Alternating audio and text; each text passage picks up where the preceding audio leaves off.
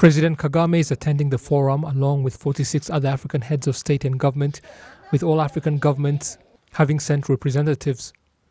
Up to 3,000 leaders in different capacities are participating. With the main theme of uncovering the potential of cooperation, the forum has continued to look at sectors like trade and investment, peace and security, and African long-term development.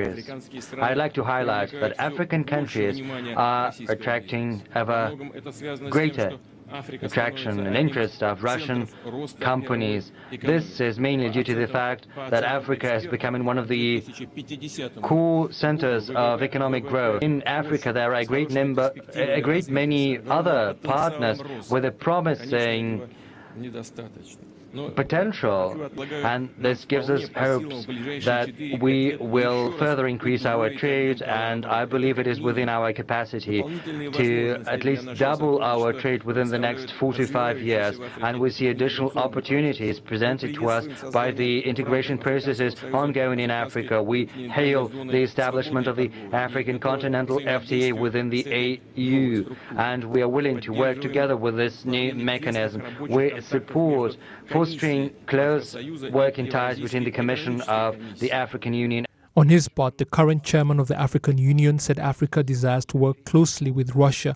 in order to boost development.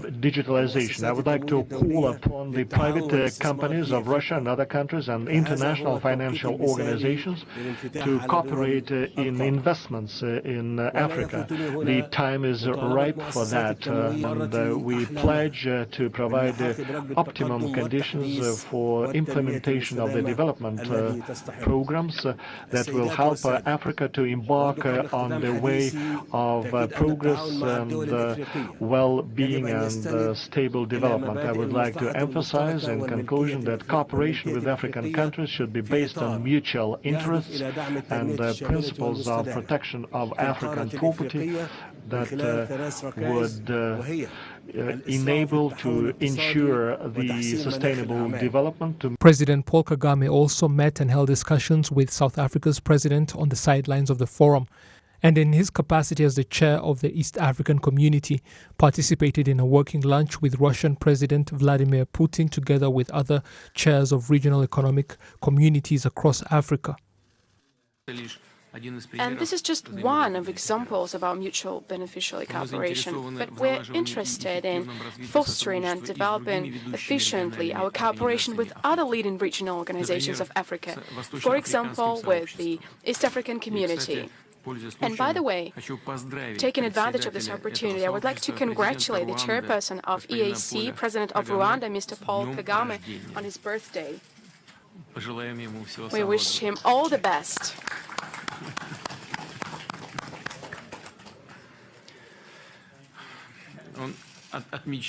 He celebrates his birthday here in our company, the company of friends. But unfortunately, this is the working atmosphere that he has to celebrate his birthday in. Cooperation agreements were also signed between Russia's state geological company, Rosgeo, and Rwanda's Mines, Petroleum and Gas Board, and calls were made for greater investment in Rwanda by Russia's business community. What we are looking for today is for international investors to come, not just to work with Rwandans, but to scale up, but not to start, because there's a lot of ground that has been covered by Rwandans. So what we are doing in Rwanda is streamlining the governance framework for the natural resources, investing in the primary investments required, and then mobilize international capital to come and help bring the expertise, the larger pockets that are required, because let's face it, natural resources are very capital intensive. But first and foremost, to work with Rwandan investors who are already contributing to the development. Bilateral relations between the Republic of Rwanda and the Russian Federation have existed for the past 56 years, and in June last year, President Vladimir Putin received President Paul Kagame in the Kremlin, where the two leaders held discussions on how to further strengthen those ties. As a result of Rwandan-Russian cooperation, a Center for Nuclear Science and Technology is to be established in Rwanda, with nuclear power to be harnessed for peaceful purposes in different sectors, including health.